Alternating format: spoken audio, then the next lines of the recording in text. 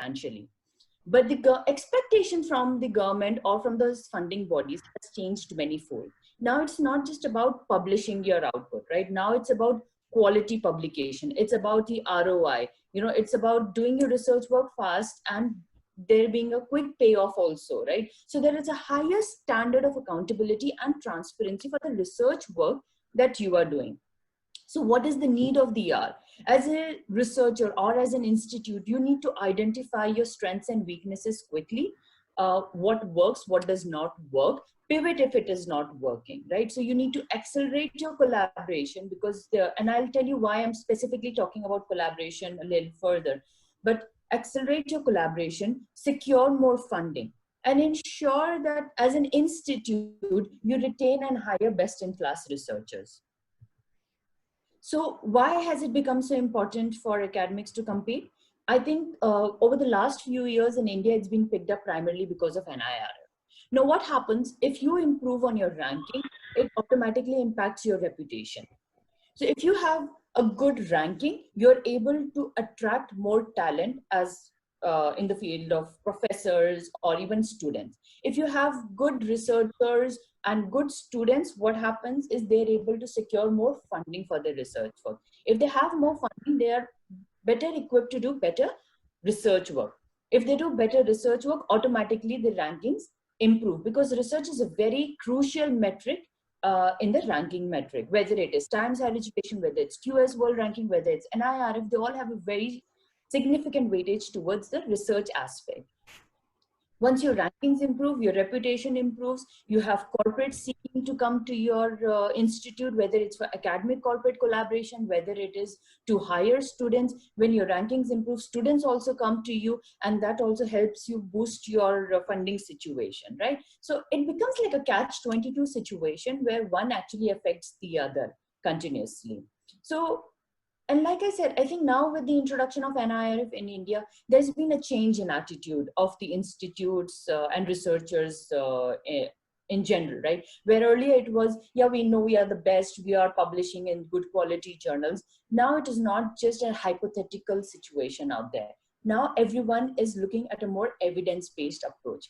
People are looking at whether you have published in a database like Scopus, whether you are publishing in journals that are indexed in Scopus. What are the citations you're getting? What is the H-index of an author? And what we've realized is this is not just from the sciences perspective. From the social sciences perspective, there are several other metrics which make sense. How many readers, Mendeley readers are there? How many social media mentions are there? Now, all these different metrics help you as researchers to understand where you are in terms of your research and how to take it forward. So there are a basket of metrics out there, right? Which metric works for you? Which is the best combination of metrics that you need to use to address your strategy is what is very important and critical. So I'll try and go into these different metrics during my demo session as well. They could be metrics related to quality of a journal. Those are like SNIP, SJR, CiteScore. They could be related to your researcher profile, like your citation count, your publication count, your H-index, where are you publishing, who are you collaborating with, or from an institute perspective, I could look at, how many Mendeley readers are there, how many Facebook mentions are there. So different metrics depending on which subject you belong to, what your research topic is, we could look at. Just a quick show into some of our global partners: Times Higher Education, QS World Ranking, DST, Peirce Fund, Institute of Eminence. They all look exclusively at Scopus data to understand your research landscape, right? NIRF uses us in tandem with another database as well. So, but they all use Scopus as a reliable database.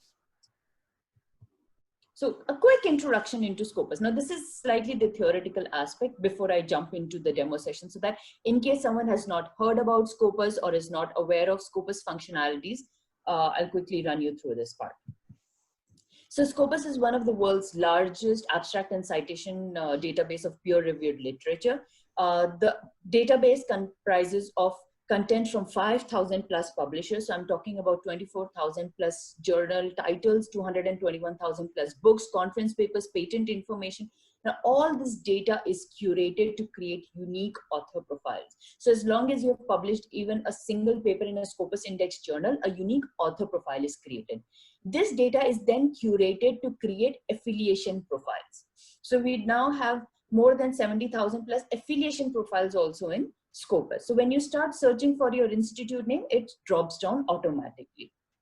And all this data, the 78.2 million items which are there in Scopus, can be used to do a lot of analysis as well as discoverability on the Scopus platform. Now, what is the data coverage like? So we've got 4 major subject disciplines, which we call health sciences, life sciences, social sciences, physical sciences. Now, they are multidisciplinary, so there would be journals that would overlap across these 4 categories also. But there are actually, under these 4 disciplines, 300 plus sub-subject categories, which are covered. We covered content from 1788 onwards and citations from 1970 onwards. And I think the biggest USP of a database like Scopus is that we're not just focused on the developed regions for the content which is coming in. We have significant number of quality journals coming in from all over the world. We have Indian journals also, around 450 journals from India which are indexed across these 4 disciplines in Scopus. So like I said, author profile. Now, this is a very important aspect. This is not something that you submit directly to Scopus. This is something which we pick up from the publisher end. So you just have to ensure you publish in content that, or journals or books that are indexed in Scopus. We pick up the content directly from there. There could be some ambiguity in terms of your profiles, and I'll tell you how you can correct those a little further ahead in my session. But the data is directly coming in from the publisher end or the journal end. It is not something that you provide us. The data is curated also at our end, and institute profiles are created. So this is again not something you will tell us that please create a profile of our institute or of us as researchers with these articles. That is not how it works. Okay. But I think very important aspect which I would like to kind of focus on is the quality content which is there in Scopus. So we've got a content selection and advisory board that reviews the quality of journals and decides whether it meets our quality standards. If it does not, we do not index that content into Scopus.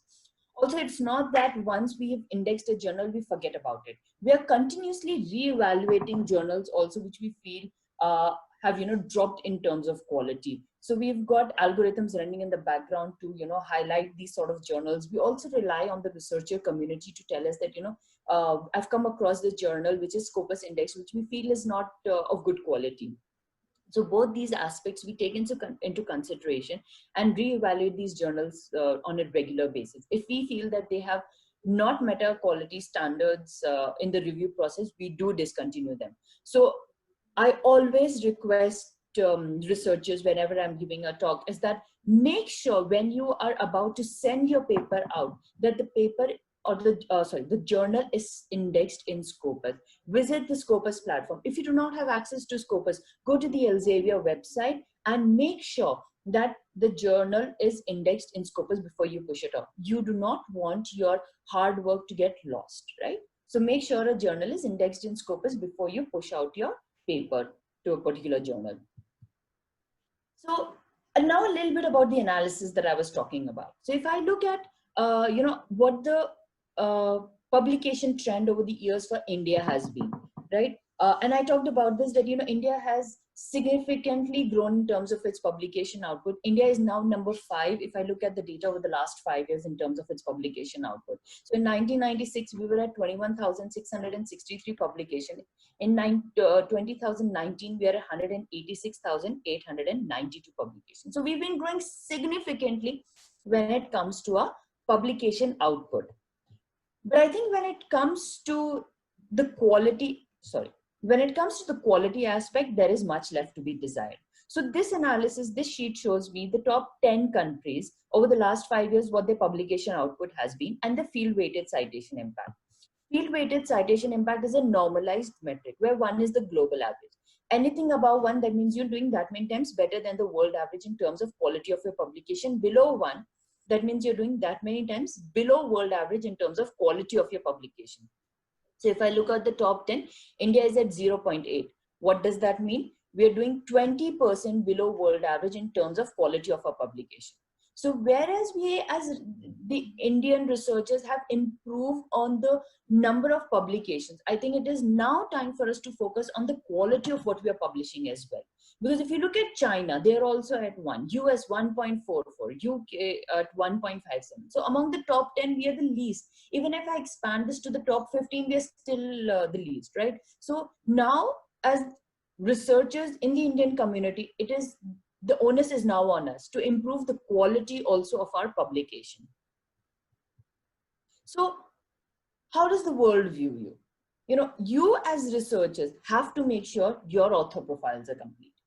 If you make sure your author profiles are complete, it reflects at an institute level. Once the institute level profiles are complete, this data gets aggregated further to create the country overview. So that is why each and every one of your contribution is equally important. None of you can say that I cannot make an impact or I do not make an impact, because each and one of you has a say in how the world looks at India overall. What I'd like to do now is I do all this in the live session itself. Before that, if there are any questions, I'll quickly look in them. Okay, so there are no questions for me at the moment. Okay. If you have questions, please feel free to post them, because that's when I think the session would be more interactive and you'll be able to, you know, get more out of the session. So I'm going to do a demo session in that case. Share screen.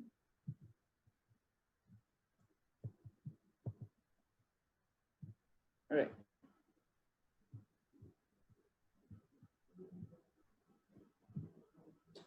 So this is how a Scopus platform looks like. You've got document search, author search, affiliation search, advanced search. At the top, you've got search, sources, list, and compare sources over here.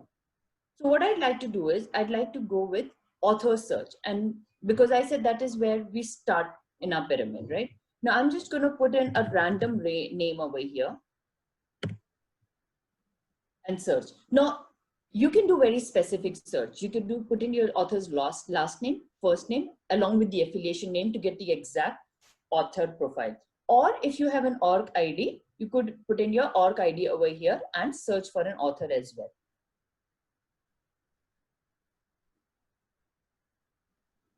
Okay.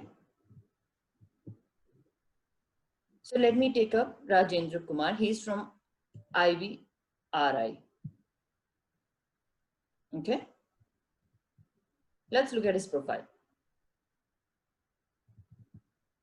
So like I said, even if you have a single paper which is indexed in Scopus, a unique author profile is created like this page. You see this author has already linked their org ID also over here. So this is Scopus ID is the author ID is your Scopus ID, which is automatically created. You can link it with your org ID over here. So you see this option on the right hand side, connect to org ID is where you can do it. All right. Now, other interesting things which you as researchers need to focus on.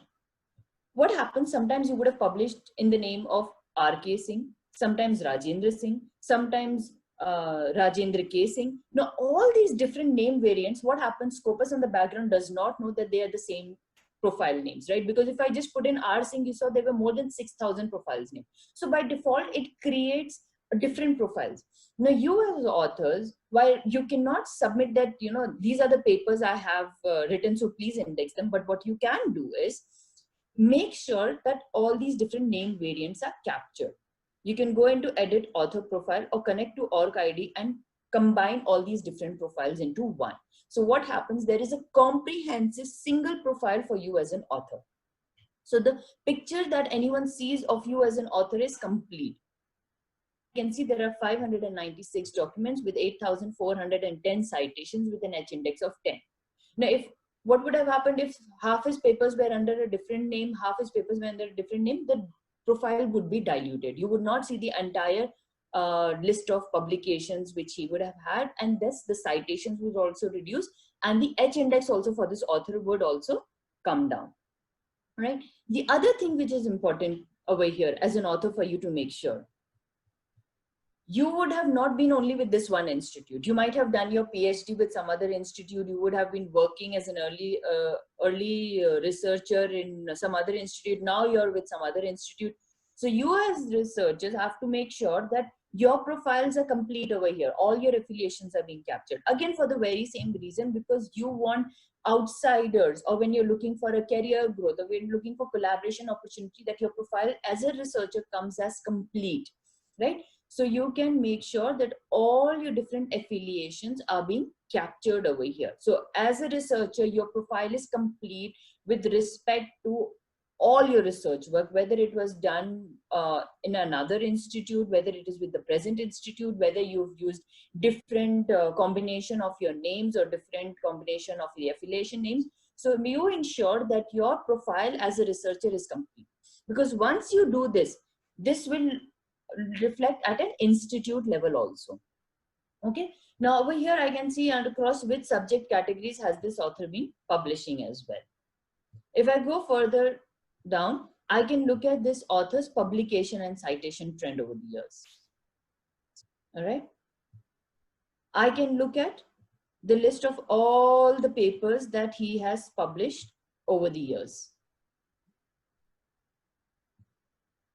So all this. What I can also see is all the papers that have cited his work. Where all has he received citations from? All these details I get. Who are the co-authors he has worked with? The list of all the co-authors. Now what happens if you're looking for a collaboration opportunity and you feel that this author is someone who is a good potential for you to collaborate with? These are the other authors you could also potentially explore, because they have also been working on a similar topic, right? So maybe you have an existing MOU with the institute where this Dinesh Varshney is working. So for you, it could be a better opportunity to collaborate with Dinesh Varshney because you haven't something existing MOU, right? So that's how you can explore these options. Now, what I can also do is I can analyze further in detail about this author. Okay, where has he been publishing over the years? Indian Journal of Animal Sciences, Bulletin of Material Sciences, Indian Journal of Agricultural Sciences, and again this list is exhaustive, right? All the places where he has published. If I look at what has he published in the form of, mostly in the form of articles, then conference papers, review, erratum, letter, editorial notes. These are the different forms of publications. By subject area, so it comes under the physics and astronomy, material sciences. So he's doing a lot of multidisciplinary research. This is so evident from the way his work has been distributed. If I look at the H index of the author, the H index of the author is 40. So you can see over here across each paper how many citations he has received and where his H index is calculated. The citation trends. Over the years, what sort of citations he has been receiving, right? So I can look at all this. Now, what I can also do is, let me sort this by cited by highest. Let's look at this one paper of his, which was published in the year 2010. Okay. So either I can look at abstract over here itself, or let's say I want to look at it a little more in detail. So you see, this was published in Renewable and Sustainable Energy Reviews, Volume 14, Issue 1, January 2010. The pages also. The topic, the other co-authors that worked along with him. The abstract, details.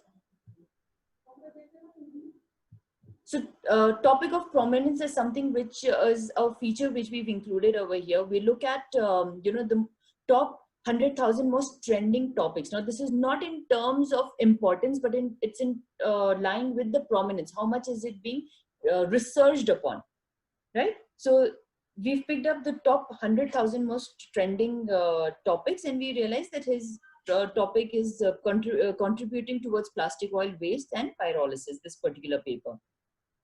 What we can also see is in terms of reaxis, what are the different substances being used. And Mandar will be talking a little bit more about reaxis going forward, but Scopus gives you a highlight into what are the different substances he is using in his particular paper. What are the keywords that are being used? Indexed keywords from engineering uncontrolled terms, engineering controlled terms, main heading, ISSN number and details about the journal, and all the references then he has used. So he has used 156 references for this particular paper. What is also interesting is if you find this particular paper interesting for yourself as a researcher, there are a list of related documents also which are there on the right hand side. So this could also be a potential list of documents you might want to refer to if you found the work this researcher is doing relevant for yourself, right? So this could be the other list of documents you would want to look at. Okay, this is the other related research data which is present. Then the list of documents that have cited this work. So if you found this paper interesting, even the documents that have cited have taken the research work a step further. So this is something that you would want to explore further as well.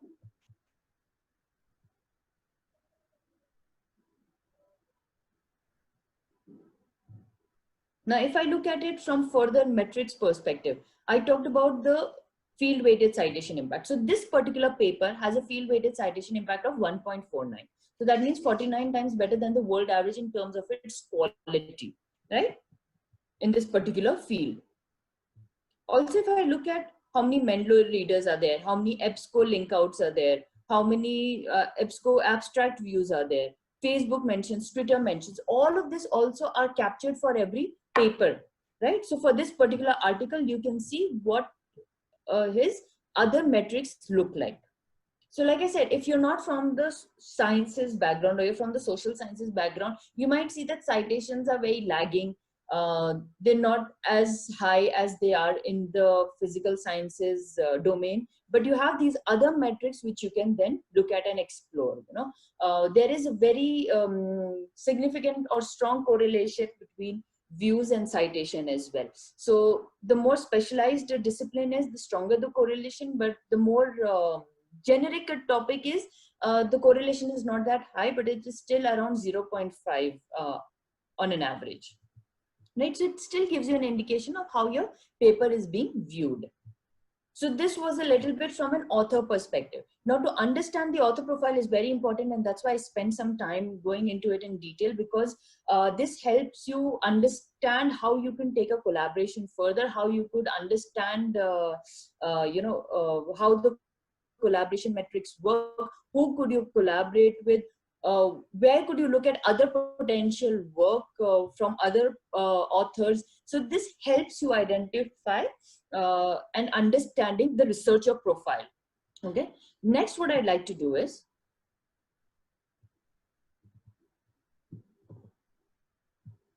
go into affiliation search. Actually next what I'd like to do is go into document search.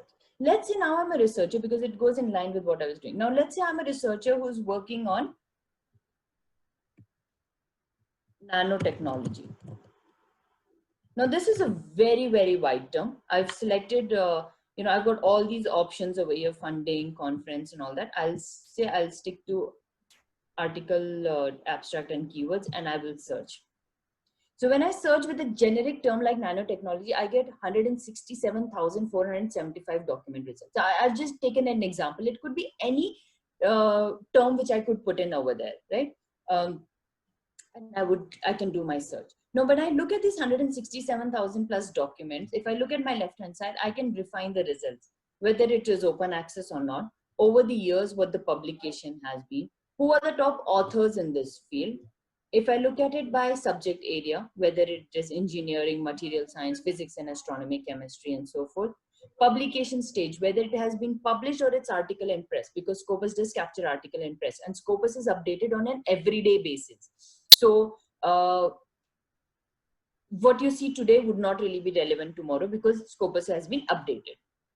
Right, we cover articles, conference papers, review, book chapter, editorial, short survey, notebook, conference paper, review, erratum, all of that. By source title, what are the different titles that have been published? What are the other keywords besides nanotechnology? What are the other keywords that have been used significantly along with nanotechnology? What are the affiliations from which this research is being done? Who are the funding sponsors for this? And from which country is all this research coming in from? And source type and language. Now for language, what I'd like to highlight is, although we cover 40 plus languages, the abstracts have to be in English. So you would always see the abstract in English as if it is indexed in Scopus. The full text could be in any of the other languages. Okay. Now let's say going through 167,000 documents is not really, feasible. I can't even look at all these papers. It would not be, something which is humanly possible. So let's say I look at over the last few years only, last 3 years and the current year, and I limit it.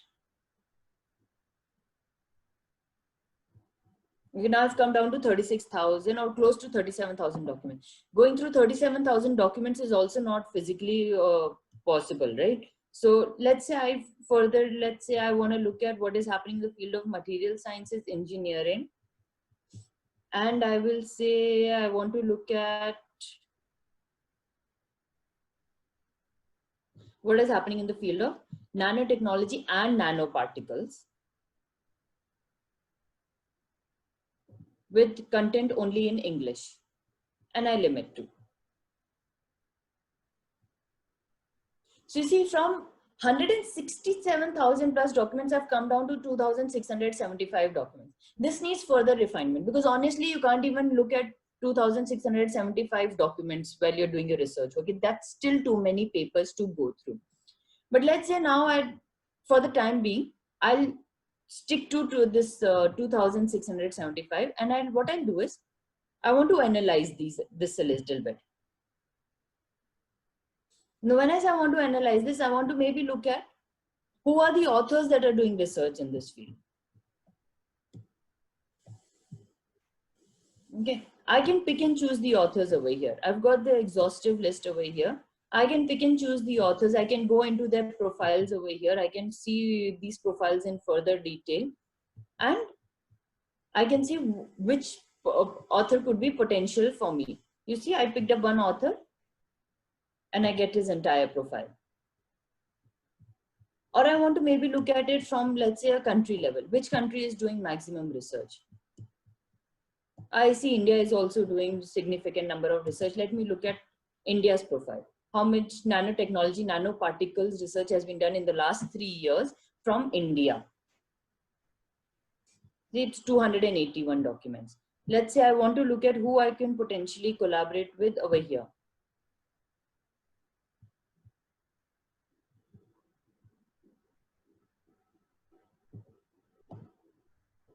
Okay. These are the authors that are doing research in the field of nanotechnology, nanoparticles over the last 3 years in the field of engineering and material sciences.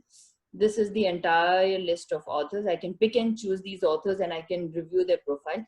If I look at it from institute perspective, which institute do they belong to? I see Anna University, IIT Guwahati, CSIR, Satyabhama, AMU, Maharishi Dayanand. So again, this list is exhaustive. I can go on and check. Maybe you have an existing MOU with NCL. So you might want to, look at NCL, what are they doing in this particular field, what sort of research they have done, and take it forward from there, right? So this is how you could explore potential collaboration opportunities.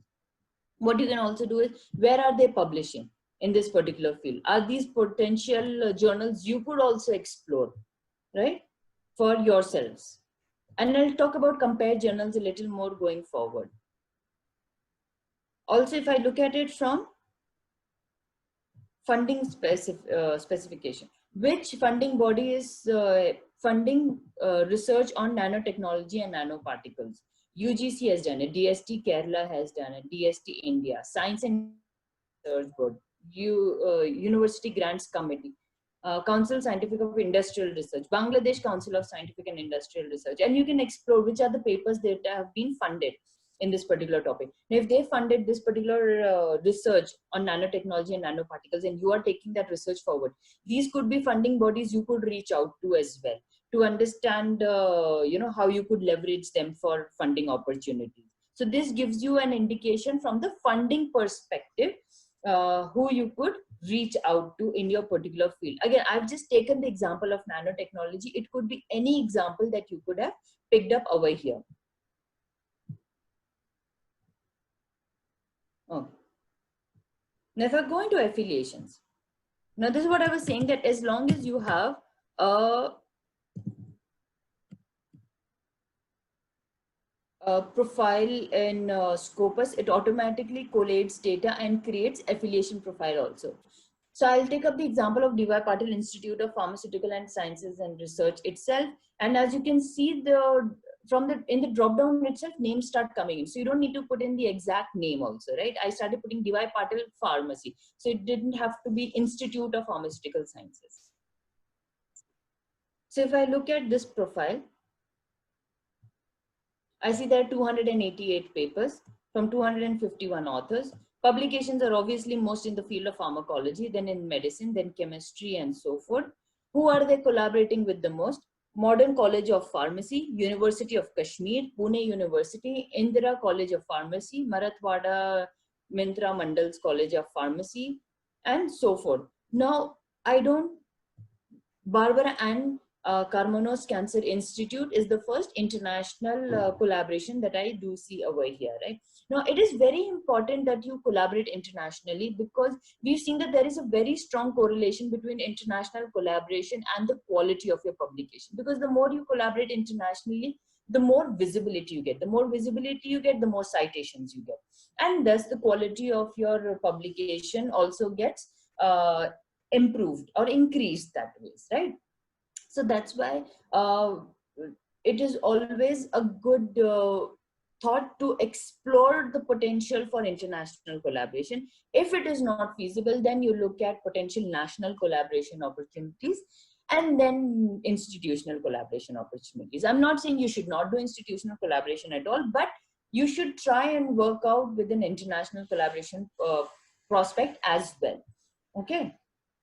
Now, if I want to understand a little bit more about these documents from the institute, how do they?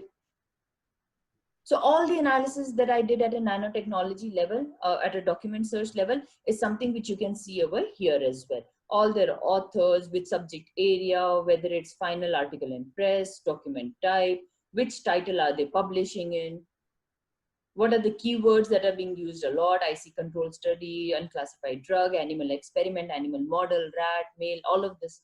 And I can explore this over here also a little more in detail. You see all these different keywords are over here. Okay. By affiliation. Excuse me, ma'am. Sorry to interrupt you. Yeah. Ma'am, as many viewers are on YouTube also, if you Yes. can just increase your screen size a little bit, so it will All be right. more clear for them. Yeah. Sure. The content, yeah, it's not visible. So. Okay. Yeah. Is this better? Yeah, maybe 150 if it's possible. Okay.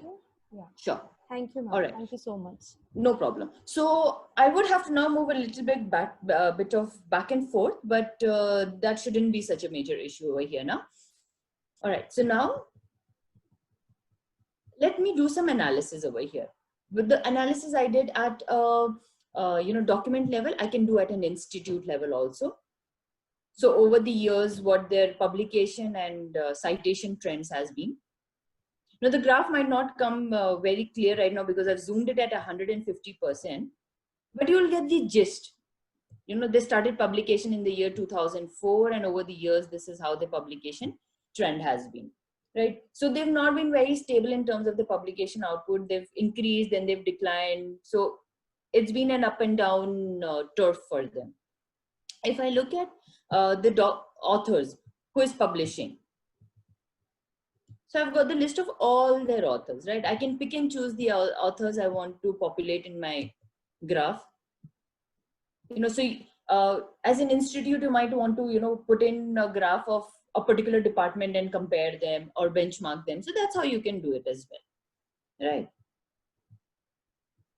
If I look at by international collaboration perspective, I see you collaborating the most with US, then South Africa, Egypt, Hong Kong, Italy, Norway, Singapore, UK, right? And if I look at funding, who's funding you? University of Pune, National Research Foundation, Academy of Pharmaceutical Sciences, AICT, Department of Science and Technology, Novartis, and so forth, right? So these are the different funding bodies that have funded research which is happening in D.Y. Patil Institute of Pharmaceutical and Research, right? Now, let me go back. So this was from the institute analytical perspective, because if you look at these different ranking bodies or policy making, this is the kind of data they're looking at, what are your publications, what are your citations. So I showed you about the publication aspect. Let me show you the citation aspect. Select all, view citation overview.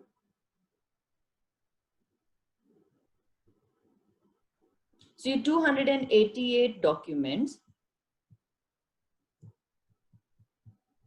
have an H index of 25. And the total citations that you have received is close to 2,536. The list of all the articles and the respective citations is also all listed over here. So you can also analyze all the citations you're getting, because it's important for you to understand not just your publication trend, but also where you're getting citations from, because that also opens up potential for you to collaborate.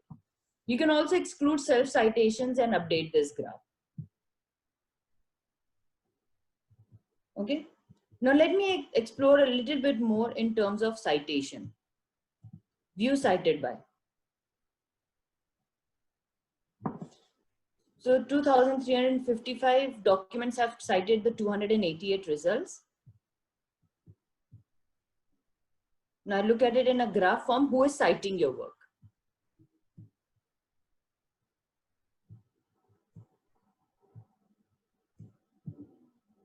So these are the authors that have cited your work, right? So they could be potentially someone you could reach out to for collaboration, because if they're citing your work, they're doing research work in a similar field. If I look at it by institution, which institute is citing your work? So Barbara Ann Karmanos Cancer Institute, they're one of the institute you're collaborating with also a lot. They're citing your work. Wayne State University was another institute, university I saw you were collaborating with. They're also citing your work. And you can see all the other institutes that are citing your work. Now, I'll be honest, this is very unique, where I've seen your institute yourself not being at the top. Or else what happens, the general trend that I see is the institute is citing their own work a lot. So they're usually at the top. Right, so this is something which I would say is unique for your institute, where you're not citing your own work. If I see it from a country perspective, which country is citing your work? So from India, you're getting maximum citations, then US, China, Egypt, Iran, Saudi Arabia, Malaysia, Turkey, Brazil, Germany. So these are the countries which are citing your work. I can explore these further to understand which papers or from which institute do they belong to, right? And last one, which I'd like to see, is funding sponsor. So if they've cited your work and they've been receiving funding from National Natural Science Foundation of China, you could also reach out to them. NIH, you could also reach out to them. Consejo Nacional de something, okay? You could reach out to them. National Cancer Institute, you could reach out to them. So these are different bodies you could also reach out to for your funding opportunity. So like I said, there are tons of metrics out there. How you look at it, how you decipher it, and how you use it for your benefit all comes down to you as researchers. So the last thing that I do want to show you is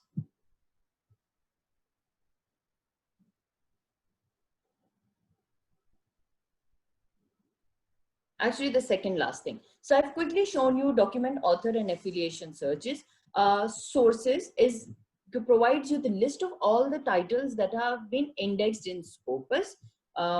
You can also see whether which quartile do they belong to. So if in the top first percentile by site score, so site score is a very simple formula. It looks at the publications over the last 3 years and the citations received over those 3 years, right? And it calculates. So it's pretty similar to the impact factor in that sense, a very comparable metrics. But this is not a normalized metrics. For normalized metrics, you have SNIP or SGR, which are the more normalized metrics, and one is the average for them. Anything above one means they're better than the world average in terms of quality. Below one means below than world average in terms of quality. Now, SNIP and SGR are not Scopus metrics. They're sourced metrics, or SGR, as you might know it as the SCImago metric. But we've integrated them into Scopus. Okay.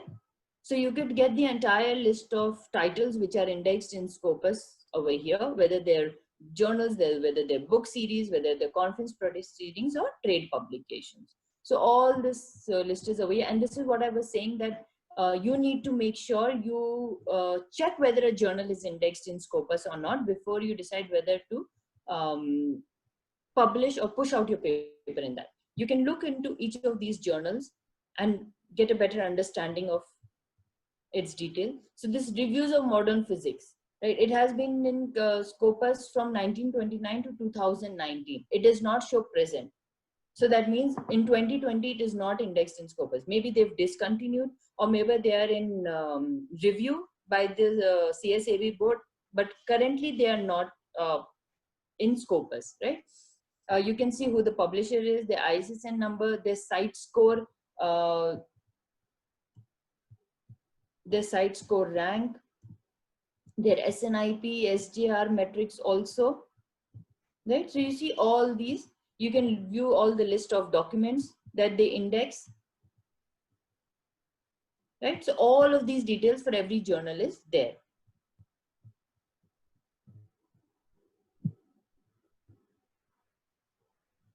Now, the last thing that I want to show, because I'm mindful of the fact that my time is almost up, is compare sources.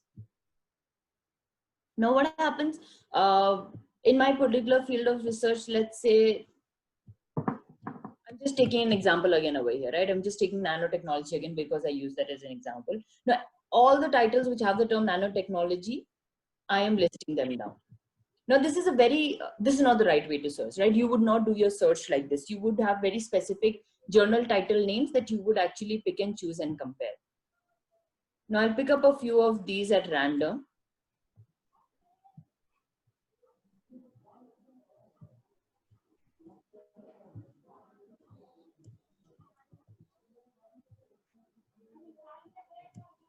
All right. So I've compared a few of these journals at random over here. So I can see by site score that nanotechnology, science and applied and applications has the highest site score, whereas the cancer nanotechnology, environmental nanotechnology monitoring and management, and then advancing natural sciences, how they series by site score is. Now, let's say I want to look at it from an SGR perspective, which is the normalized metric. So you see, cancer nanotechnology is also above 1 in terms of quality. So that means it's doing better than world average in terms of quality, whereas these other two journals are not that high in terms of their quality. So as a more senior researcher, for me, this would be something which is of interest, that it is of quality, of better quality than world average. This would be my target. But as a young researcher who's just started research work, I might say, no, I don't know whether I'll get published in it. So let me check what is the general publication trend, or how many documents do they publish. So now I see that advances in natural science and environmental nanotechnology, although they're not of that high quality, but my chances of being published in them are higher. So maybe those are the journals I might want to reach out to. They might not be the best in quality in their particular field, but the chances of me being published over there are higher. If I look at it from, let's say, citation perspective, which journal gets higher citation? As a mid-career researcher, for me, that also becomes important. Advances in natural sciences tends to receive higher citations. So maybe that is the journal I might want to look at, instead of, whether my publication is getting higher or whether the journal metrics. So depending on what, again, your strategy is, you could compare these different metrics and pick and choose, which journal could be the right fit for you to reach out to, right? So you can compare these different journals and understand what is the best journal for you to publish in. All right, search. So what happens is, I did this nanotechnology search, right? And I put in my filters. I can save my searches also. Now, what happens? You see this TK over here, that's actually my login. So if you are subscribers of Scopus, I would strongly recommend that you log in, because what happens once you log in and then you do any search, you can save your searches also. You can follow a certain institute, you can follow a certain paper. Whenever it gets an alert, you can follow authors. So that helps in saving time, right? You don't have to set you don't have to go on repeating your search string over and over again. You can just save it, edit it, save it. Every time you can set an alert. So every time there is something new which comes in, you would get an alert that, there has been an updation, there has been a new citation, or there has been something published from this author. So you would automatically get this. If you're doing a very complex search string, and taking your research from there, viewing these abstracts, you don't have to define your search string again and again. It just comes down in lists, right? So you can just go over here and you can go to your search string right over here. So it lists down all the search strings, whatever you were working on. So this was very quickly into Scopus. One last thing that I do want to mention, all of this analysis that you do, let me just go back into nanotechnology. You need not necessarily on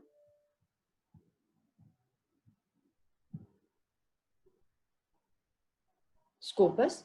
You can export all of this also into Mendeley if you've been using Mendeley, into an Excel format. If you use EndNote, right, BibTeX, RefWorks, or plain text also, you can export all of these documents that way. You can also directly download up to 200 documents from here, or even you can export your search string from here. So all this analysis does not necessarily have to be done on Scopus platform itself. You can export all these into these different formats and run your search as well. Also, if you subscribe to Scopus, Scopus APIs are free. So you can also use Scopus APIs to help with your research work. So yeah, I think more or less that's the end of what I did want to share with you. Let me quickly go into questions now. I see there are Yes. few questions. Yes, ma'am. Thank you, Taisa, ma'am. Now we'll take the question answers. The first question I see from Dr. Sugandha Mulgan, and on the behalf of her, I will like to ask you. The question is like this: what efforts can be put in by the academicians in private institutions so as to recognize their work through publication? Okay, like I said, for you to make sure your work is recognized, you need to publish in a Scopus Index journal. So whenever you start your research work, explore, spend some time initially to understand which is the right journal for you, right?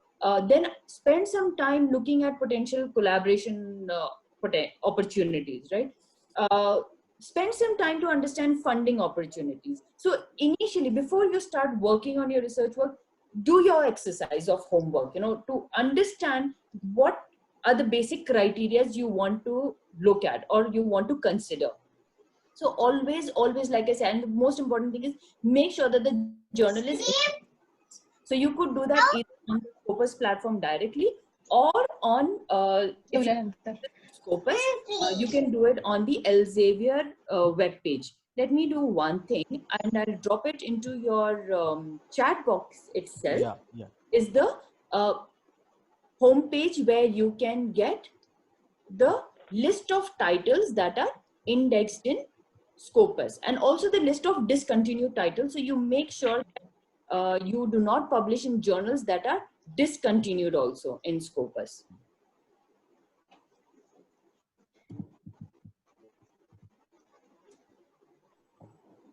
One minute, I'll just post that link.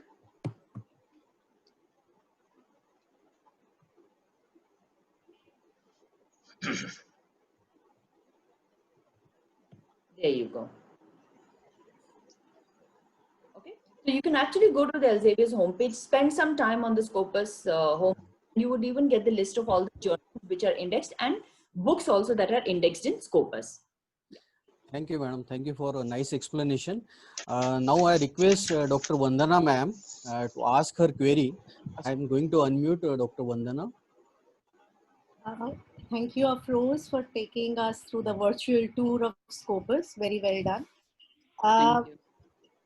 Very well said that there is a dire need for us to network actually within ourselves and country as well as with researchers in different countries so that the citation and your score goes up.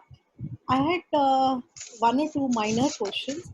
If you are previewing this software free, meaning if your institute has not actually bought the software, can you search engine? Can you see that all the documented publications or are they limited?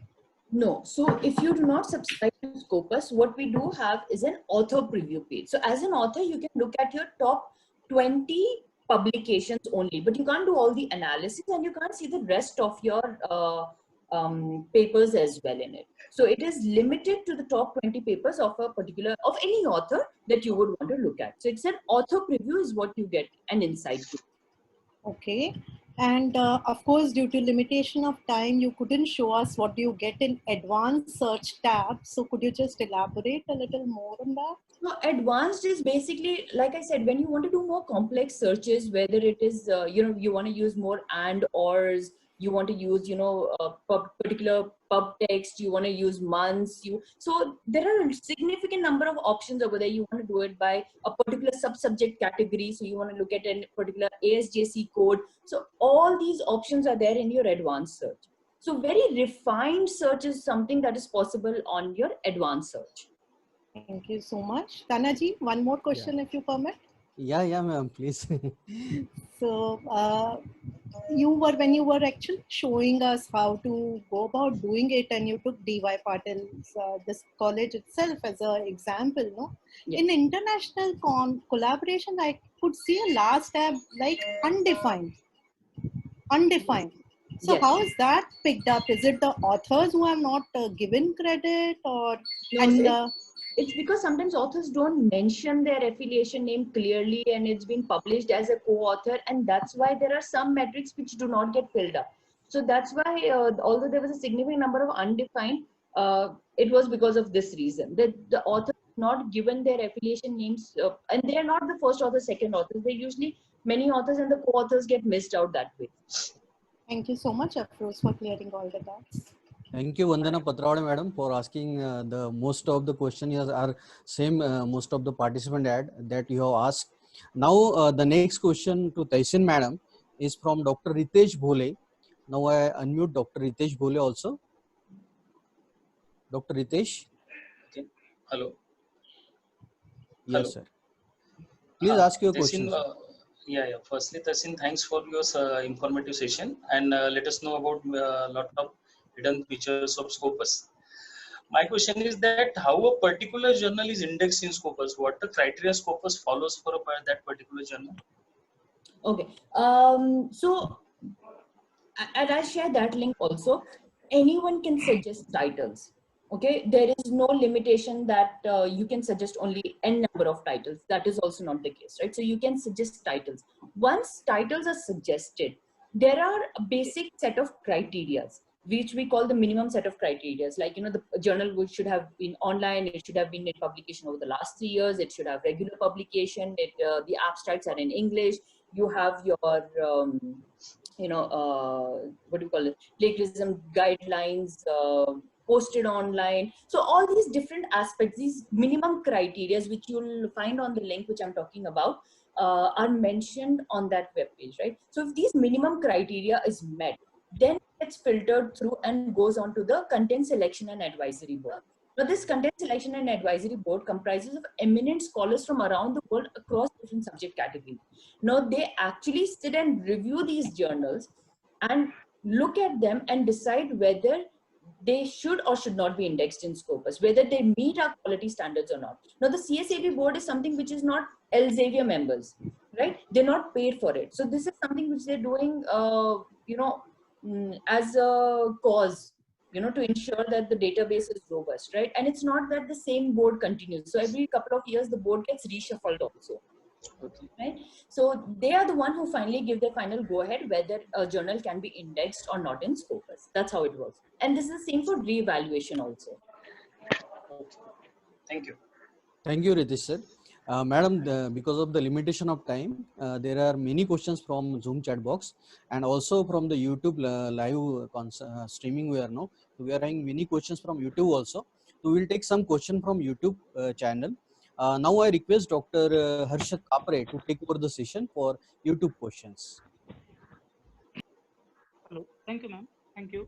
Thank you for such informative session. There are some questions from YouTube. Out of some couple of questions, we will take that. Sure. The first question is from Dr. Kavita Banik. The question is, what is the certain basic criteria or checklist need to be taken into consideration while publishing any article that may be review or research in Scopus Index journals? So if I get the question correct, she's basically asking, what should I keep in mind before I send out a paper in a particular journal? Is that, did I get the question correct?